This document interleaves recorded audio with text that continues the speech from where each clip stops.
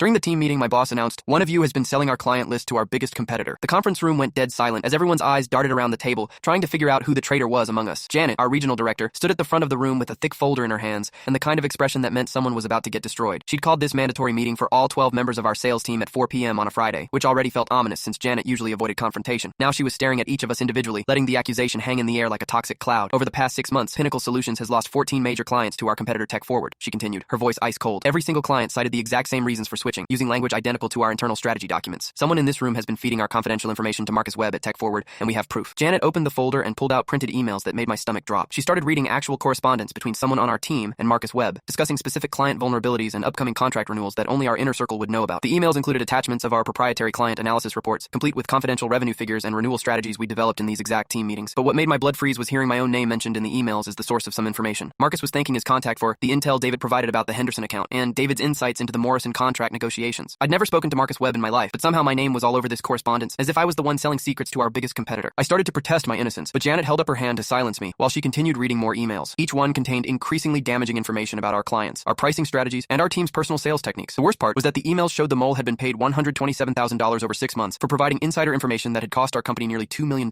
in lost revenue. Janet explained that HR had been conducting a covert investigation for weeks, working with digital forensic specialists to trace the leak. They discovered that someone had been photographing confidential documents after hours and accessing client files from their personal devices outside normal business hours. The evidence pointed to systematic corporate espionage that went far beyond simple information sharing. Janet then dropped the real bombshell by announcing that the emails had been sent from my company laptop using my login nimbim hibdimim kimbim lindimnim credentials during times when I was supposedly working late in the office. Security footage showed me staying after hours on multiple occasions that corresponded exactly with when the confidential information was being transmitted to Tech Forward. She showed us timestamps proving that sensitive documents were photographed and emailed from my workstation at 8:47 p.m. on March 15th, 9:23 p.m. on April 2nd, and 7:56 p.m. on April 28th. I remembered those exact dates because I'd been working late to prepare for major client presentations, but I'd never accessed any files outside my own accounts or photographed any documents. The evidence was so damning that even I was starting to question my own memory, wondering if I'd somehow done these things without realizing it. The truth finally emerged when our IT security director revealed that my login credentials had been cloned by someone with administrative access to our computer systems. The real culprit was Janet herself, who had been embezzling money from company accounts and selling client information to cover her tracks and deflect suspicion. She'd been using my late-night work sessions as cover, logging into my computer remotely after I left and conducting her espionage activities using my credentials. The $127,000 in payments from Tech Forward